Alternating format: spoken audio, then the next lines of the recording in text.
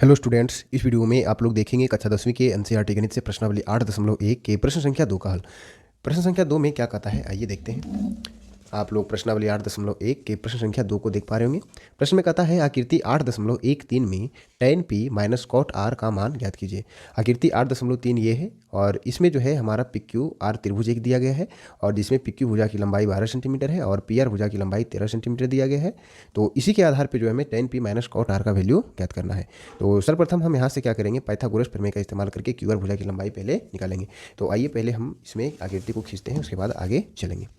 तो हमारा जो त्रिभुज दिया गया है आकृति 8.13 में, उसे खींच लिए हमने और इसका नाम दिया गया है क्रमशः PQR, जिसमें कोण Q समकोण है। PQR जो है एक समकोण त्रिभुज है और इसमें PQ की लंबाई 12 सेंटीमीटर दी गई है और PR की लंबाई 13 सेंटीमीटर दी गई है। तो यहाँ जो है पूछा जा रहा है tan p और माइनस cot r का वैल्यू पूछा जा रहा है। tan p और cot r का वैल्यू पूछा जा रहा है। तो यहाँ से हम चलेंगे, सबसे पहले लिखेंगे चित्र के अनुसार। चित्र के अनुसार समकोण त्रिभुज PQR में क्या क्या दिया गया है, PQ बराबर 12 सेंटीमीटर लिखा हुआ है ना, तथा यहाँ लिख दीजिएगा कोण Q समकोण है, ये भी लीजिए कोण Q बराबर 90 डिग्री तथा PR बराबर 13 सेंटीमीटर है ना। इसलिए यहाँ से लगाएंगे हम पाइथागोरस प्रमेय। पाइथागोरस प्रमेय से पाइथागोरस प्रमेय में क्या कहता है कि किसी भी समकोण त्रिभुज में कर्ण का जो वर्ग होता है वो शेष अन्य दो भुजा के वर्ग के योग के बराबर होता है। और पाइथागोरस प्रमेय को यदि आप अच्छे तरीके से समझना चाहते हैं तो उसका लिंक जो है डिस्क्रिप्शन में है वीडियो के, तो वहाँ से जाके आप देख के अच्छे से समझ सकते हैं।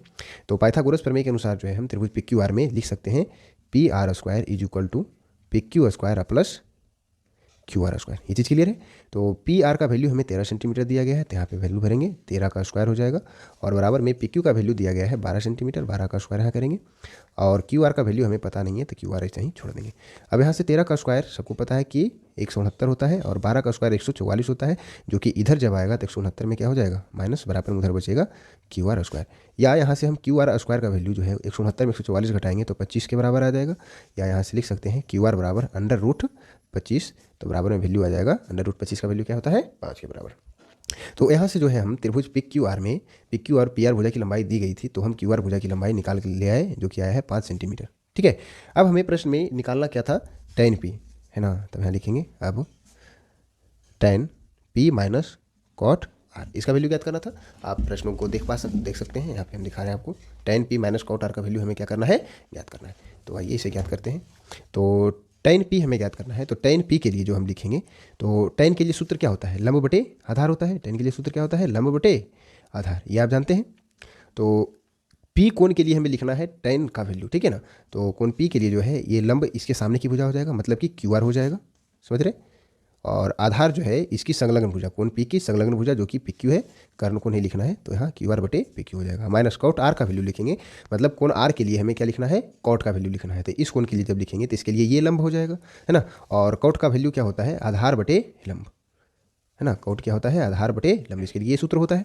तो cot R के लिए आधार जो है क्या हो जाएगा, QR हो जाएगा, समझ रहे हैं। cot R की संलग्न, मतलब ये कोण R के लिए संलग्न भुजा QR है, इसलिए इस कोण के लिए आधार जो है क्या हो जाएगा, QR हो जाएगा। तो यहाँ पे QR लिख देंगे और बटे में PQ, ठीक है।